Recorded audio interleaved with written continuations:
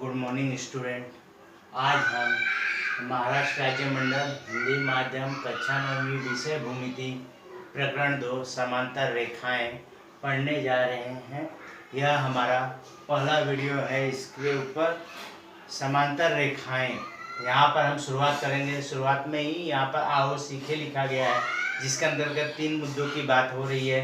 समांतर रेखा तथा तिर्यक रेखा द्वारा निर्मित कोणों के गुणधर्म, समांतर रेखाओं की कसौटियाँ, समांतर रेखाओं के गुणधर्मों का उपयोग, इन्हीं पर हम चर्चा करेंगे। सबसे पहला यहाँ पर लिखा है, थोड़ा याद करें तो समांतर रेखा क्या है। तो समांतर रेखा आप पहले वाली कक्षाओं में भी पढ़कर आए हैं। समांतर रेखाएं क्या होती हैं कि वे रेखाएं जो कि एक ही प्रतल में हो। प्रतल से तात्पर्य जैसे यह बोर्ड है, यह एक प्रतल है। यहाँ पर अगर आप खींचेंगे 2 रेखा तो ये प्रतल हो गया। तो एक ही प्रतल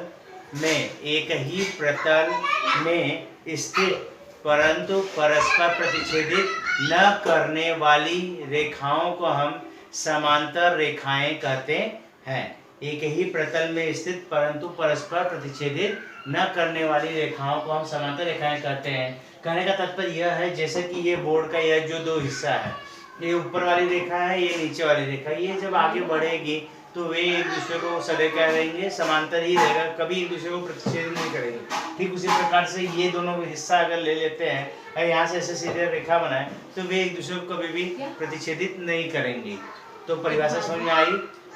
क्या है परिभाषा? एक ही प्रतल में स्थित परस्पर प्रतिच्छेदित न करने वाली 2 रेखाओं को हम समांतर रेखाएं कहते हैं। ये हो गया। इसके बाद कुछ बातें जो कि पूर्व कक्षा पर आधारित है, एक बार फिर से हम देख लेते हैं कि अगर 2 रेखा है, जैसे रेखा यल और यहाँ पर ले लेता हूँ रेखा यम, ये 2 रेखा है और यहाँ पर लिया रेखा यन, ठीक है, यन है। यहाँ पर ए बी सी डी, यहाँ पर ई एफ जी और ये है एच, ठीक है। यहाँ पर क्या दिया गया है कि 2 रेखाएं हैं, 2 रेखा है और ये है इनकी तिर्यक रेखा है। तो आप देख सकते हो कि टोटल अगर बात करेंगे 1 2 3 4 5 6 7 8, टोटल कितने कोण बनते हैं? 8 कोण बनते हैं। तो यहाँ पर जो है, यहाँ पर अगर जोड़ियों की हम बात करेंगे तो यहाँ पे 4 प्रकार की जोड़ियां बनती हैं। तो सबसे पहला जोड़ी है संगत कोणों की जोड़ियां। तो क्या है उसे पहले समझते हैं। संगत कोणों की जोड़ियां, इसका क्या मतलब है? यहाँ पर अगर आप देखोगे तो ये टोटल कितनी होती? 4 जोड़ी होंगी। कितनी जोड़ियां होंगी? 4 जोड़ियां होती हैं। तो कौन कौन सी है उसे हम देखते हैं। देखिए कि जैसे यहाँ पर ये नंबर, यहाँ पर मैं नंबर दे देता हूँ 1 2 3 4, ये समझने के लिए 5 6 7 8। तो याद रखना कि एक ही साइड 2 रेखाएं हैं, ये तिर्यक रेखा है, तो एक ही साइड वाले जो कोण बनते हैं वह क्या होते हैं? सर्वांग सम होते हैं। वो बाद में हम देखेंगे। मतलब संगत कोण क्या होता है, जोड़ी की बात कर रहा है, वो चीज हम बता रहे हैं। तो संगत ये जोड़ियां हैं, एक ही साइड वाले को जोड़ी कहेंगे, संगत जोड़ियां कहते हैं। जैसे 1 और 5, ये एक ही साइड है। उसी प्रकार 2 और 6 नीचे की ओर है, 3 और 4 7 इस तरह नीचे की ओर है, 4 और 8 ये ऊपर की ओर है। तो ये चीज को हम लिखेंगे, कैसे लिखेंगे? कोण ए तथा कोण ई, पहला और ये 5वां, तो ए और ई। दूसरे में नीचे की तरफ जाते हैं, ये नीचे वाला कोण बी तथा कोण यहाँ वाला एफ, दूसरा और छठा वाला। तीसरा जाते हैं कोण सी, तीसरा, और यहाँ पे 7वां, तथा कोण जी। और चौथा जो है वह है ये, चौथा और 8वां ये ऊपर वाला, तो कोण डी तथा कोण एच, ठीक है। तो ये है संगत कोणों की जोड़ियां। अब आगे बढ़ते हैं। दूसरा है एकांतर कोणों की जोड़ियां। एकांतर कोणों की जोड़ियां, एकांतर कोणों की अगर जोड़ियों की हम बात करेंगे तो यहाँ पे कितनी? 2 जोड़ी होगी। कितनी जोड़ियां होती हैं? 2 होती हैं। तो क्या है उसे अब समझते हैं। एकांतर कोण से तात्पर्य मालूम है क्या होता है? जेड नुमा दिखता है। यह कैसे दिखता है वो मैं यहाँ पे आपको बता रहा हूँ। जैसे ये और ये हिस्सा है, ऐसे एक सीधा जेड एक उल्टा, तो ये जो कोण है ये वाला, ठीक है, ये जो है यह तिर्यक रेखा है, यह जो है वो क्या है आपकी तिर्यक रेखा है, ठीक है, ये वाली हिस्सा ये आपका क्या है तिर्यक रेखा है। ये सिर्फ समझने के लिए है, समझने के लिए बता दे रहा हूं। तो क्या है ये, तो अगर आप देखोगे तो ये है दो लाइन और ये है इसकी तिर्यक रेखा, ये तिर्यक रेखा है, तो z ये देखिए ये वाला बना ना, ये वाला बन गया। तो अगर नंबर की बात करूं तो ये 1, हाँ ये इसके होगा ये वाले के, और ये 3 ये इसके 4 के। तो ऐसा z देखिए बन रहा है ना, z बन रहा है। तो यहाँ पे क्या लिखेंगे, कोण C तथा कोण E, और दूसरा वाला जो होगा वो ये वाला होगा A। तो B और H, कोण B तथा कोण H। तो अंदर वाला, हाँ ये Z जो बन रहा है उसके हिसाब से चलना है आपको। एकांतर मतलब Z ध्यान में रखिएगा। तो ये इसके होगा सर्वांगसम, ये वाला इसके सर्वांगसम होगा, मतलब जोड़ी की बात हो रही। सर्वांगसम क्या है उसको बाद में हम देखेंगे। थर्ड, ये हो गया एकांतर कोण। अब आता है बाह्य एकांतर कोणों की जोड़ियां। बाह्य एकांतर कोणों की जोड़ियां, बाह्य एकांतर कोणों की जोड़ियां बात करेंगे तो कितनी होगी, 2 जोड़ी होती है। कितनी होती है, यहाँ पे भी 2 जोड़ियां होंगी। हाँ, तो इसे भी समझने का एकदम बेहद आसान है। जो आपने किया एकांतर बस उसे ध्यान में रखिए, बाह्य एकांतर आ जाएगा। कैसे करने मतलब ये देखिए ये सीधा z बन रहा है, ये इसके, तो जो है ये ठीक इसके ऊपर वाला और इसके यहाँ का नीचे वाला, ठीक है, ये बाह्य एकांतर कोण होगा। तो इसके ऊपर कौन है, d, तो कोण d तथा कोण यहाँ पर E के नीचे कौन है, F, ये होगा। और दूसरा वाला बात करेंगे तो उल्टा वाला Z की अगर मैं बात करूं तो ये B किसके, H के सर्वांगसम में एकांतर में, तो B के ऊपर वाला कौन है, A, तो कोण A तथा H के नीचे वाला कौन है, G, तो कोण G होगा, ठीक है। तीसरा, और ये अब चौथा की बात कर लेते हैं। चौथा जो कोण होगा अंतः कोणों की जोड़ियां हैं, अंतः कोणों की जोड़ियां हैं। तो यहाँ पे भी 2 जोड़ी होगी, 2 जोड़ियां। और ये कैसा रहता है, ऐसे सी नुमा बात कर लेते हैं, सी के जैसा।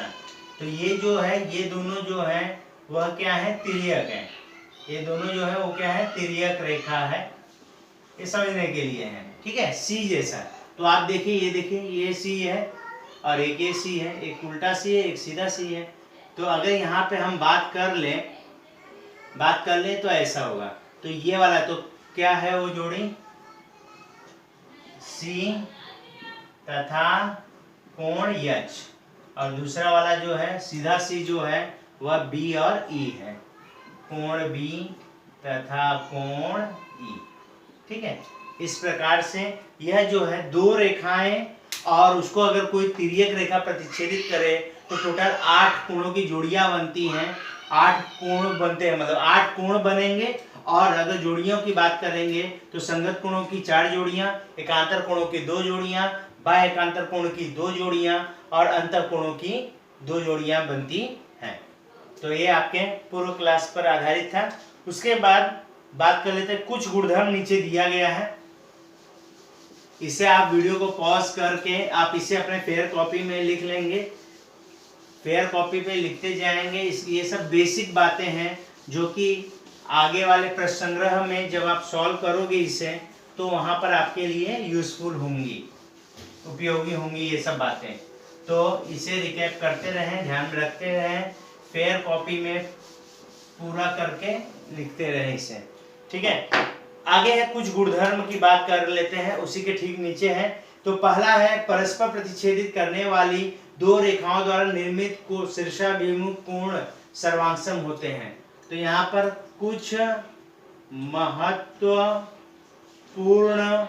गुणधर्म ये शब्द का इस्तेमाल किया गया है, तो हम भी ऐसे ही लिख लेते हैं। जिसके अंतर्गत जो पहला बात कर रहा है, पहला क्या कर रहा है, परस्पर प्रतिच्छेदित करने वाली 2 रेखाएं द्वारा निर्मित शीर्षाभिमुख कोणों की जोड़ियां सर्वांगसम होती हैं।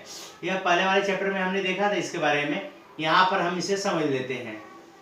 जैसे ये हो गया, यहाँ पर नाम दे दिया ए, यहाँ पे दिया बी, यहाँ पे दिया सी, यहाँ पर दिया डी, और यहाँ पे नाम दे देता हूँ ई ले लेता हूँ, समझिए। तो यह जो ये है किस पे, दो रेखाएं हैं ए बी और सी डी, एक दूसरे को बिंदु ई पर प्रतिच्छेदित कर रही हैं। तो ये है शीर्षाभिमुख कोण, ये और ये वाला, ये दोनों ही जो होंगे वो क्या होंगे, सर्वांग होंगे। तो कहने का तात्पर्य क्या है, यहाँ पे कोण AEC सर्वांग कोण DEB तथा दूसरा वाला जो होगा कोण AED सर्वांग होगा कोण CEB के। तो ये है शीर्षाभिमुख कोणों की जोड़ियां। तो कारण यहाँ पे हम लिख देंगे शीर्षाभिमुख कोण, ठीक है। तो शीर्षाभिमुख कोणों की जो है दो जोड़ियां बनेंगी और दोनों की दोनों कैसे होती है, सर्वांग होती हैं। दूसरा क्या है, रेखीय युगल कोण परस्पर संपूरक कोण होते हैं। रेखीय युगल कोण, तो कहने का तात्पर्य क्या है वो देख लेते हैं पहले। रेखीय युगल कोण होता कैसा, कैसा दिखता है उसके बारे में हम बात कर लेते हैं। जैसे ये है PQR और यहाँ पे लिया S, ठीक है। रेखीय युगल कोण ये है, हाँ। क्या होता है, अगर आप इसका जो बीच का कोण मतलब वो किरण होती है, अगर उससे अगर हम ढक दे तो सीधी एक रेखा प्राप्त हो जाती है। ये है रेखीय युगल कोण, हाँ। S dash Q dash R ये दिखना चाहिए, ठीक है। तो ये जो जोड़ियां होती हैं इनका योगफल क्या होता है, 180 अंश होता है। तो ये देखते हैं PQS धन कोण PQR बराबर 180 अंश। रेखीय युगल कोण कहते हैं इसे, ठीक है। तो चूंकि इसका योगफल कितना है, 180 अंश है, इसलिए हम कहेंगे कि रेखीय युगल कोण परस्पर क्या होते हैं, संपूरक होते हैं। संपूरक कोण मतलब 180 अंश होना चाहिए, तो वो चीज है। तो ये ध्यान में रखिएगा। रेखीय युगल के लिए जो जरूरी बात है वह जो ये कॉमन भुजा होती है, किरण जो होता है उसको अगर ढकेंगे, दो कोणों का जो होगा एक कॉमन होगा, उसे अगर आप ढक लोगे जो भुजा होगी तो सीधे जो नीचे की लाइन होगी वो एक रेखा में प्राप्त होना चाहिए, वह रेखीय युगल कोण होता है। तो ये दोनों बातें हो गई। इसके बाद कह रहा है यदि संगत, तीसरा जो है, यदि संगत कोणों की एक जोड़ी सर्वांग हो तो संगत कोणों की अन्य जोड़ियां भी क्या होती है, सर्वांग होती हैं। जैसे कि इसके पहले वाले में हमने देखा था, हमने क्या देखा था कि दो रेखा है और एक तिर्यक रेखा है, तो संगत कोणों की 4 जोड़ियां देखे थे। अगर उसमें से एक जोड़ी सर्वांग होती है तो बाकी जो 3 बची हुई जोड़ियां होती हैं वह भी सर्वांग हो जाएंगी। एकांतर कोण की अगर बात करें तो वही चीज है। एकांतर कोणों की अगर एक जोड़ी सर्वांग हो, वैसे टोटल कितनी होती है, 2 जोड़ियां होती है, एक सर्वांग में तो दूसरा भी सर्वांग होगा। और पांचवा जो है वह बोला है कि यदि तिर्यक रेखा के एक ही ओर निर्मित अंतः कोणों का योगफल 180 अंश होता है तो अंतः कोणों की अन्य जोड़ियों के मापों का योगफल भी कितना होगा, 180 अंश होगा। तो वो भी हमने देखा था कि अंतः कोण जो होते हैं 2 होते हैं, जैसे सी वाला बताया था, उल्टा सी सीधा सी। तो उसमें अगर एक जो होगा वह 180 अंश होगा तो दूसरा भी कितना होगा, 180 अंश का होगा। तो यह था कुछ महत्वपूर्ण गुणधर्म थे, ये आपके पूर्व ज्ञान पर आधारित थे, उसके बारे में हमने बात किया। अब बात करते हैं, इसे आप अपने कॉपी में लिख लीजिएगा, सवाल हल करते समय इसकी जरूरत पड़ेगी आप लोगों को, ठीक है। आगे बढ़ते हैं, समांतर रेखाओं का गुणधर्म। तो क्या है उस चीज के बारे में देख लेते हैं। समांतर रेखाओं का गुणधर्म, ध्यान से देखिए, इसका सवाल हल करते समय इसका इस्तेमाल होने वाला है, जिसके अंतर्गत पहला जो है वह है अंतः कोण प्रमेय। क्या है यह अंतः कोण प्रमेय, तो क्या होता है उसके बारे में हम बात कर लेते हैं। जैसे यह आकृति है, ठीक है, और यह बना लेता हूं पहले। यहाँ पे यम यल, यहाँ पर यन है, ठीक है। तो नाम देने की बात कर लेते हैं। यहाँ पर नाम दे देता हूँ A, B, C और ये D नाम दे दिया, ठीक है। तो यहाँ पर यदि अंतःकोण क्या होता है, अंतःकोण का प्रमेय हम यहाँ पे इस्तेमाल बहुत करेंगे, सवालों में इसका उपयोग होगा, तो इसे समझते हैं कि क्या होना चाहिए, कब हम इसका इस्तेमाल कर सकते हैं। तो क्या देना, क्या होना चाहिए जरूरी हो, ये बातें हैं। रेखा यम समांतर रेखा यल व रेखा यन तिर्यक रेखा हो तो, ठीक है। क्या जरूरी चीज है कि दो रेखाएं समांतर हो और एक इसकी तिर्यक रेखा हो, तो अंतःकोणों की जो जोड़ियां होती है वह एक संपूरक होती है, 180 का होता है। तो यहाँ पर देखिए, तो पहला कोण ए धन कोण बी बराबर 180 अंश, दूसरा कोण सी धन कोण डी बराबर 180 अंश, ऐसा हम लिख सकते हैं। और कारण क्या देंगे, अंतःकोण प्रमेय, कारण यही देंगे, अंतःकोण प्रमेय, ठीक है। दूसरा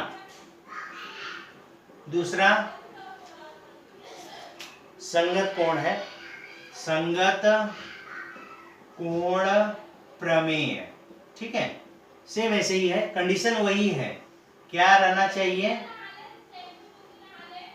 ऐसे यम यल और ये ले लेता हूं यल, कंडीशन वही है। यहाँ पे नाम दे देते हैं A B C D E F G H, ये कोण है।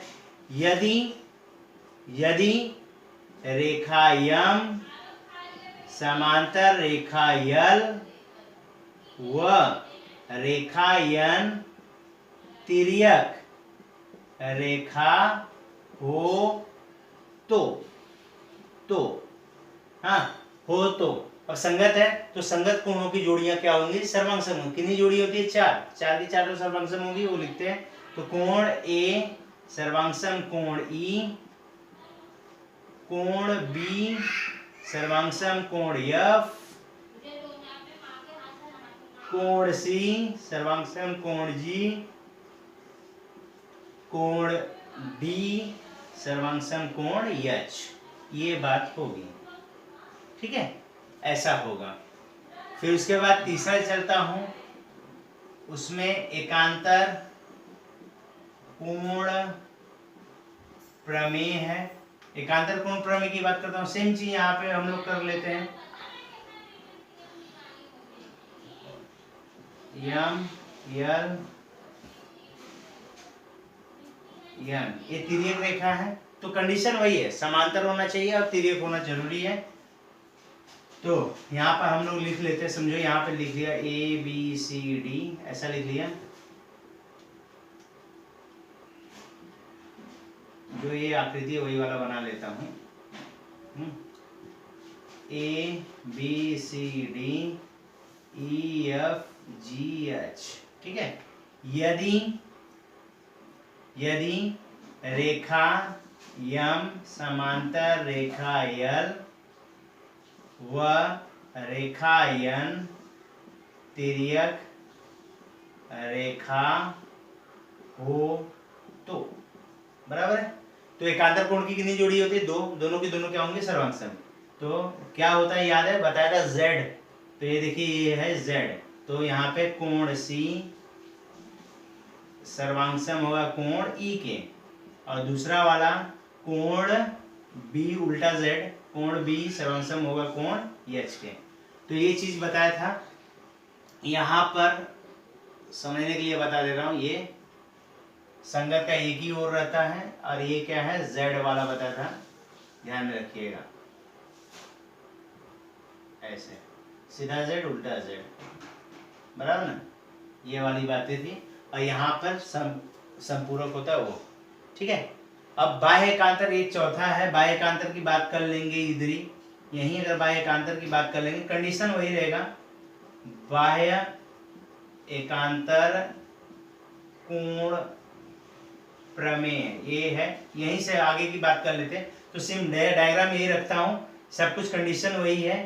तो यहाँ पर जो जोड़ी बनेगी वो क्या होगी, यहाँ पे देख लीजिए, जैसे ये बन रहा है ठीक इसके ऊपर का मैंने बताया था, ऊपर का, और यहाँ पे ये नीचे का, तो कोण डी सर्वांगसम कोण एफ होगा, सी के ऊपर वाला, एफ के नीचे वाला, और दूसरा अगर बात करूंगा तो बी और एच है, तो बी के ऊपर वाला कोण ए सर्वांगसम एच के नीचे वाला कोण है जी, ठीक है। इस प्रकार से आपका यह जो प्रमेय मैंने बताया था, मतलब समांतर रेखाओं का गुणधर्म, तो वहां पे यही है कि दो रेखाएं अगर समांतर हो, एक उसकी तिर्यक रेखा हो, तो बनने वाले अंतःकोण संपूरक होते हैं। संगत कोण, एकांतर कोण, बाह्य एकांतर कोण की जो जोड़ियां होती हैं वह क्या होती हैं, सर्वांगसम होती हैं। बस इसे, वीडियो को पॉज कीजिए, इसे लिख लीजिए, बस इसी के सहारे हम आपका 2.1 सॉल्व करेंगे। ठीक है, तो ध्यान से इसे समझिए। अगर दो रेखाएं समांतर दी गई हैं और उनकी तिर्यक रेखा दिया गया होगा, तो हम यह प्रमेय जो है वह उसका इस्तेमाल हम कर सकते हैं। तो इसी के साथ आपका यह जो प्रश्न संग्रह 2.1 के पहले का जो बेसिक कहते हैं वह इसी के साथ पूरा हुआ। और अब हम आगे बढ़ते हैं प्रश्न संग्रह 2.1 की तरफ। प्रश्न संग्रह 2.1, ठीक है। यहां पर एक सवाल लेते हैं। पहला जो सवाल है, दत्त रेखा आरपी समांतर रेखा यमयस रेखा डीके तिर्यक रेखा है। कोण DHP बराबर 85 अंश है। तो ज्ञात करना है पहला कोण RHD, दूसरा कोण PHG, तीसरा कोण HGS और चौथा कोण MGK। ठीक है, आकृति बना लेते हैं।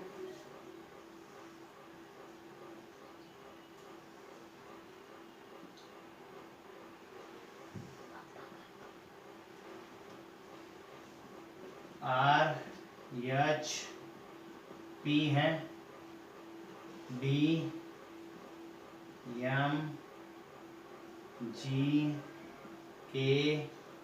यहाँ पर यस ए है, 85 दिया हुआ है। ठीक है, तो अब इससे संबंधित जो सवाल है, अब जरा ध्यान से देखिएगा। जो कुछ बातें हमने बताई हैं सिर्फ उन्हीं का इस्तेमाल करते हुए यह काम करना है। DHP यह 85 है। पहला क्या पूछा, RHD कहाँ है RHD, ये रहा RHD। अब जरा ध्यान देना, इसे अगर ऐसा बंद करें, सिर्फ उसी को देखो जिसके बारे में दिया है और क्या पूछा है, बस वो कोण देखिए। तो ये देख रहा हूं तो क्या दिखाई दे रहा है, एक सीधी लाइन है, सीधी लाइन है, आजू बाजू का कोण है, आसपास का कोण है, मतलब क्या लगेगा यहाँ पे, रेखीय युगल कोण। वहां से आप ज्ञात कर सकते हैं। तो पहला वाला जो होगा कोण RHD धन कोण DHP बराबर 180 अंश, कारण रेखीय युगल कोण। ठीक है, इसलिए कोण RHD धन कोण DHP का मान कितना है, 85 दिया हुआ है, बराबर 180 अंश। इसलिए कोण RHD बराबर 180, पक्षांतरण करोगे तो धन का ऋण हो जाएगा, इसलिए कोण RHD बराबर 95 मिल गया। RHD का मान कितना मिला हमें, 95। ठीक है, कितना मिल गया, 95। ठीक है, अब आगे दूसरा चलते हैं। क्या है, कोण PHG, कहाँ है PHG, ये रहा PHG। अगर आप ध्यान से बस इसी को अगर देखेंगे, ऐसा बंद कर दूं तो दो रेखाएं एक दूसरे को क्या कर रही है, बिंदु H पर प्रतिच्छेदित कर रही है। तो शीर्षाभिमुख कोणों की जोड़ियां कैसी होती है, सर्वांगसम होती हैं, वो हम जानते हैं। तो यहां से ये मिल जाएगा, तो वो लिख लेते हैं, कोण PHG सर्वांगसम कोण RHD, कारण शीर्षाभिमुख कोण। अब जो मान मिल रहा है उसका हम इस्तेमाल कर सकते हैं, इसलिए कोण PHG बराबर कितना हो गया, 95। ठीक है, तीसरा HGS, कहाँ है HGS, अब जरा ध्यान दीजिएगा, HGS की बात हो रही है, तो ये समांतर है तिर्यक, ये ऊपर वाले की बात हो रही है, तो ये भी कितना होगा 50 से होगा, कारण संगत। लेकिन उस चीज को हम यहाँ पे लिखेंगे। तीसरा, रेखा RP समांतर रेखा MS व रेखा DK तिर्यक रेखा है। ये दत्त में है, इसलिए हम बाकी सबका लगा सकते हैं, तो संगत कोण का सीधे लगेगा, इसलिए कोण HGS सर्वांगसम कोण DHP, कारण संगत कोण प्रमेय, इसलिए कोण HGS बराबर 85। ठीक है, यह GS बराबर कितना हो गया 85 हो गया। अब MGK की बात कर लेता हूँ। MGK देखिए, इसका शीर्षाभिमुख है, ध्यान से देखिए, बंद किया, ये दो रेखा शीर्षाभिमुख है, तो कोण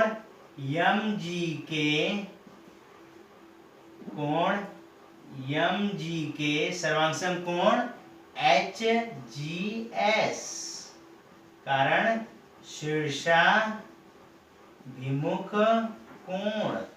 ठीक है, इसलिए कोण MGK कितना हो गया 85 अंश। ठीक है, इस प्रकार से आपका यह जो पहला सवाल था वह हल होता है। कोई डाउट है किसी को? ठीक है, तो ये जो सवाल था वह आपने देखा कि कैसे इसका हम इस्तेमाल करते हैं, किस प्रकार से इसे आसानी से आसान तरीके से हम इसे सॉल्व कर सकते हैं। तो वीडियो को पॉज करके इसे आप अपनी फेयर कॉपी में लिख लीजिए। तो जो कुछ भी हमने बेसिक पढ़ा है उन्हीं बेसिक को ध्यान में रखते हुए हम ये सब काम करने वाले हैं। बेहद आसान है, लेकिन उन बेसिक का प्रॉपर याद ध्यान में रखना है। ठीक है, अब दूसरे सवाल की तरफ बढ़ते हैं। दूसरा दत्त में क्या दिया है, लिखते हैं रेखा P समांतर रेखा Q, रेखा L तथा रेखा M तिर्यक रेखाएं हैं। तो ज्ञात करना है कोण A, कोण B, कोण C तथा कोण D का माप। ठीक है, हल पहले ध्यान से यहाँ पर पहले डायग्राम बनाकर समझते हैं इसे।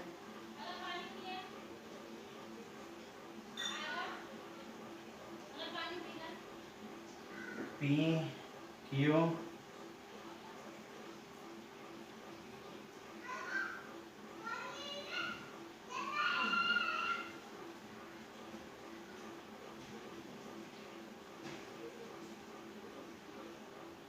L M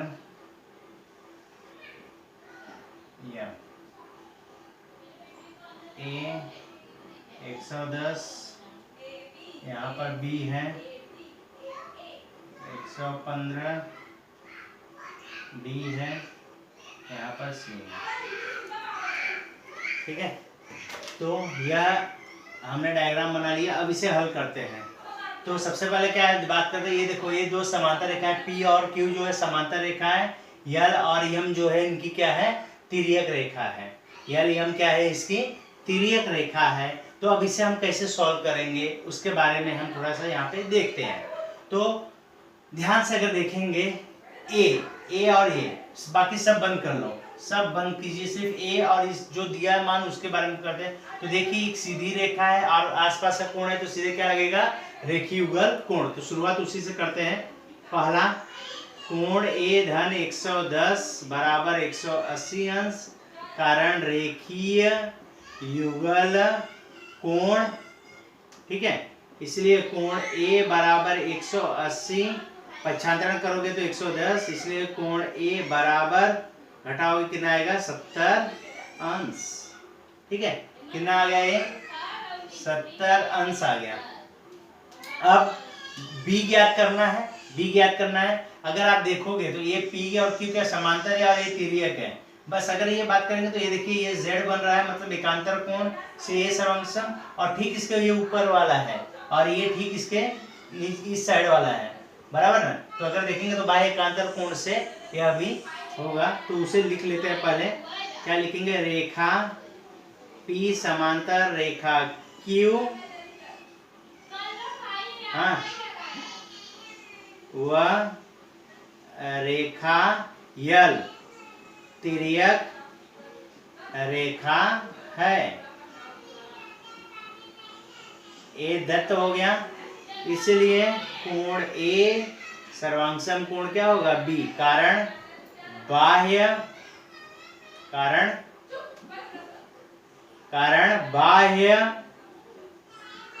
एकांतर कोण प्रमेय, बाह्य एकांतर कोण प्रमेय, इसलिए कोण बी कितना हो गया, 70 अंश का हो गया। कोण बी कितने का हो गया, 70 अंश का, 70 अंश। ठीक है, तो यह भी कितना हो गया, 70 अंश का हो गया। अब आगे बात करते हैं, तीसरे की तरफ जाते हैं। तीसरा है सी। सी यहां पर है, आप देख सकते हैं। तो रेखा P समांतर रेखा Q, हाँ, वह इस बार हम लेते हैं तिर्यक रेखा कौन, यम तिर्यक रेखा है। ये दत्त में दिया हुआ है, आप देख सकते हो। सी और ए एक ही साइड के जो है, एक ही बाजू के जो कोण है वह कैसे होते, सर्वांगसम होते, कारण संगत, इसलिए कोण सी बराबर कितना हो गया, 115 अंश।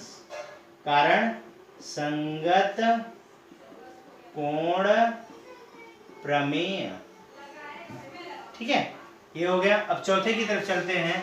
जो चौथा है, चौथा अगर आप देखोगे इसे बंद कर दो, आसपास का कोण है और एक है, मतलब क्या है, सीधी रेखा है, मतलब रेखीय युगल लगेगा सीधे। 115 धन कोण डी बराबर 180 अंश, कारण रेखीय युगल कोण। ठीक है, इसलिए कोण डी बराबर 180 माइनस 115, इसलिए कोण डी बराबर 65। कितना हो गया, 65 अंश। ये आ गया आपका 65 अंश, ये आ गया 115। तो इस प्रकार से आप देख रहे हैं, अगर आपको बेसिक का अगर पूरा ध्यान है, बेसिक अगर आपको समझ रहा है, तो उस प्रकार से आप क्या है, सवालों को हल कर सकते हैं।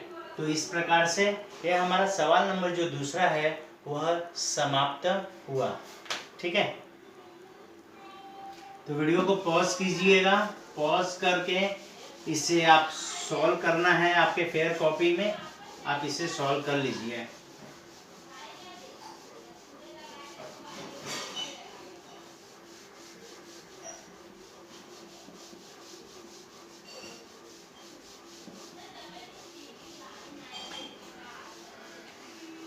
अब आगे चलते हैं। तीसरा जो सवाल है उसे स्वयं अध्ययन के लिए रखा गया है। तीसरा जो सवाल है उसे स्वयं अध्ययन के लिए रखा गया है। इस बार जैसा कि मैंने बताया है कि कुछ प्रश्न को इस साल आपके सिलेबस से उसे कम कर दिया गया है, अर्थात उसे स्वयं अध्ययन के लिए रखा गया है। तो इस साल इससे रिलेटेड जो क्वेश्चन है वो आपके एग्जाम में नहीं आएंगे स्वयं अध्ययन वाले, हाँ, लेकिन इसे देख लेते हैं। दत्त में रेखा यल समांतर रेखा यम है, रेखा यन समांतर रेखा P है। तो ज्ञात करना है हमें कोण A, कोण B तथा कोण C का माप। आकृति बना लेते हैं।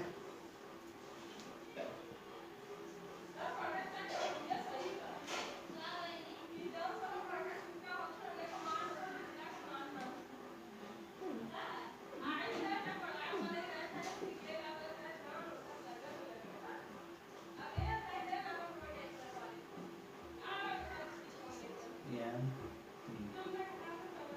45 अंश दिया है। यहाँ पर ए है, बी है और यहाँ पर सी है। ठीक है, अब इसे समझते हैं क्या है। ये स्वयं अध्ययन है। स्वयं अध्ययन का मतलब है कि यह इस साल के लिए आपके एग्जाम में नहीं रहेगा। 2.1 से ये जो तीसरा सवाल है वह स्वयं अध्ययन के लिए रख दिया गया है। ठीक है, यह इसे आपको करना है। समझ लेते हैं, यह भी आसान सा है। जैसे भी यहाँ पे दिया और ये बातें हैं, तो आप यहाँ पे अगर बात करेंगे, यह शीर्षाभिमुख कोण हुआ, दिया नहीं, आप अपने मन से इसे डी ले लीजिए। तो यहाँ पे इसे हल करोगे, उसके बाद अपने आप सब बातें क्लियर होते जाएंगी। यहाँ पे सीधे लिखते कोण डी बराबर 45 अंश, कारण शीर्षाभिमुख कोण। अब उसके आगे जो भी बातें हैं वो क्लियर होते चली जाएंगी। पहला ए की बात कर रहा है, मतलब ये है आपका कितना 45 अंश हो गया है। ठीक है, अभी आप अगर इसे ध्यान में रखें, ठीक है, तो यहाँ पे यन और यहाँ पे यल और यम जो है समांतर है और ये तिर्यक रेखा ले रहे थे, उसको बस भूल जाओ। तो अगर ये दोनों है तिर्यक है, तो ये देखिए सी बना रहा है ना उल्टा से, तो अंतःकोण कैसे होते हैं, संपूरक होते हैं, तो उसका इस्तेमाल हम करेंगे। तो यहाँ पे लिखेंगे रेखा यल समांतर रेखा यम। ठीक है, ये दत्त में दिया है तिर्यक, इससे तिर्यक रेखा ले लेते हैं। रेखा पी तिर्यक रेखा है आकृति। ठीक है, इसलिए कोण डी धन कोण ए बराबर कितना होगा 180 अंश, कारण अंतःकोण। इसलिए कोण डी कितना है 45 अंश धन कोण ए बराबर 180 अंश। इसलिए कोण ए बराबर 180 माइनस 45 अंश, इसलिए कोण ए बराबर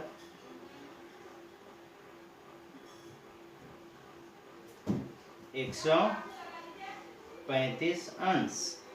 कितना होगा 135 अंश।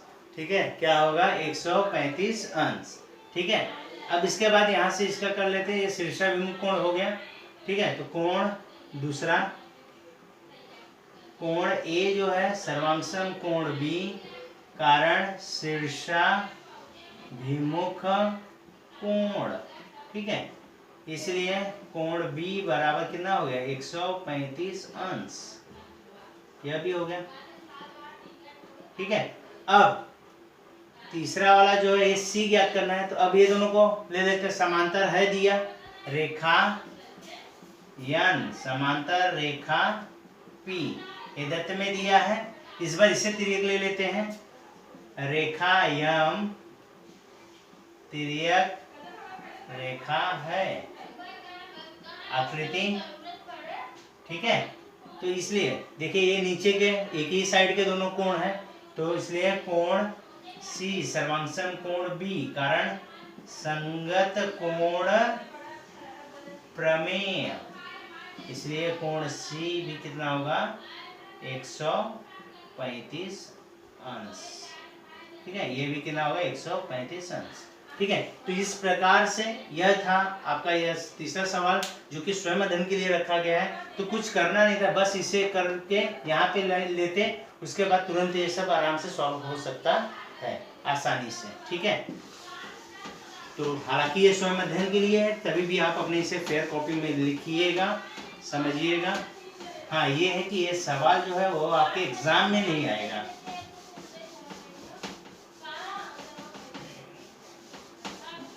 ठीक है, अब आगे चलते हैं, चौथे सवाल की तरफ चलते हैं। दत्त कोण पी क्यू आर तथा कोण एक्स वाई जेड की भुजाएं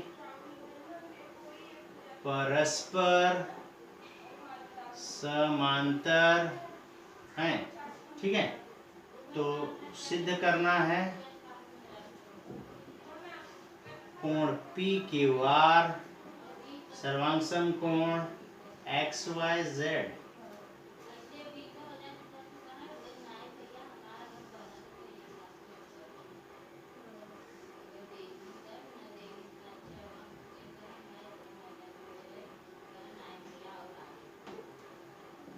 पी क्यू एक्स, ठीक है।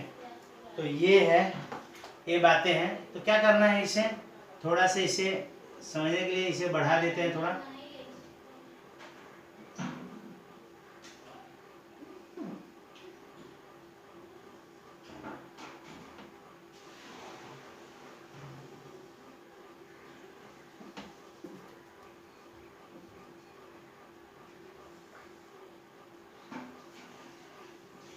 ठीक है,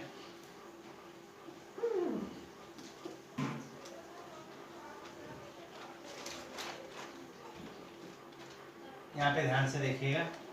इसे अपने समझने के लिए हम इसे बढ़ाते हैं, ऐसे ऐसे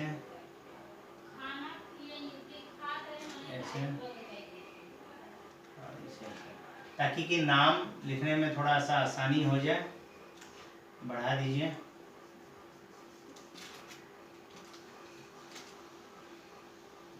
इस प्रकार से, ठीक है। क्यों बढ़ाया गया उसका रीजन है, बताते हूँ। अर्थात, अब इसे यहाँ पे जो जगह छोड़ा है, अर्थात इसे हम लोग क्या लिख सकते हैं, यहाँ पे क्या बोला है, भुजाएं हैं, मतलब P समांतर है किसके, एक्स वाई के। तो यहाँ पे अब रेखा शब्द का हम इस्तेमाल कर सकते हैं। तो रेखा PQ समांतर रेखा एक्स वाई हो गया।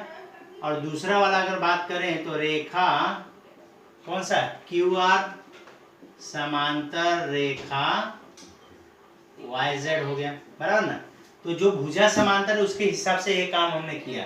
रचना में हमने क्या किया है, रचना में हमने क्या किया कि रेखा XY को आगे बढ़ाने पर वह रेखा QR को बिंदु B पर प्रतिच्छेदित करती है, ठीक है। वह क्या है, x dash y dash b तथा q dash b dash r, ठीक है। ये चीजें क्या है, क्लियर हो जाती हैं आपको।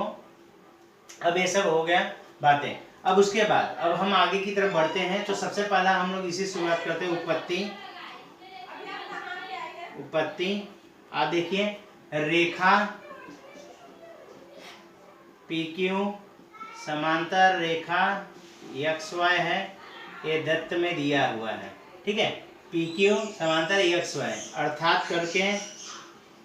अर्थात रेखा PQ समांतर रेखा XY की जगह पे मैं XB लिख सकता हूँ, क्योंकि x dash y dash b है, ठीक है। आया समझ में यहाँ तक। तो ये काम कर सकता हूँ, वह ये तिर्यक ले लेता हूँ, रेखा QR तिर्यक रेखा है, यह तिर्यक रेखा है, आकृति कर लेता हूँ। अब ध्यान से देखिए, तो ये जो कोण बनता है, ये कोण इस कोण के समसम होगा, क्योंकि एक ही ओर का कोण है। तो इसलिए कोण PQR सर्वांगसम कोण XBR कारण संगत कोण प्रमेय, इसे दे देता हूं नंबर 1, ठीक। यहां तक ऐसा है। अब दूसरा वाला जो है वो ले लेता हूं, रेखा QR समांतर रेखा YZ, ये दत्त में दिया हुआ है, ये है ना, ये वाला देखिए, QR समांतर YZ, QR है ये। तो ये तिर्यक ले लेता हूं, वह रेखा XB तिर्यक रेखा है। ये हमने इसे रचना किया है। तो देखिए, ये ऊपर वाला एक ही साइड के दोनों कोण है ना, एक ही साइड के कोण है, मतलब संगत, इसलिए कोण XYZ सर्वांगसम कोण XBR कारण संगत कोण प्रमेय, इसे दे देता हूं नंबर 2। तो कथन 1 व 2 से, कथन 1 व 2 से अगर बात मैं करूं तो पी क्यू आर जो है एक्स बी आर के सर्वांग सम है, कोण X Y Z X B R के सर्वांग सम है, तो मैं कह सकता हूं इसलिए कोण पी क्यू आर सर्वांग सम कोण एक्स वाई जेड। ठीक है, इस प्रकार से ये आपका चौथा वाला जो सवाल है वह सिद्ध होता है। अगला जो सवाल है वह स्वयं अध्ययन के लिए रखा गया है, तो उसमें क्या है, हाँ इसमें आगे का देखते हैं। वीडियो को पॉज करके इसे सॉल्व कर लीजिएगा आप अपने पेयर में।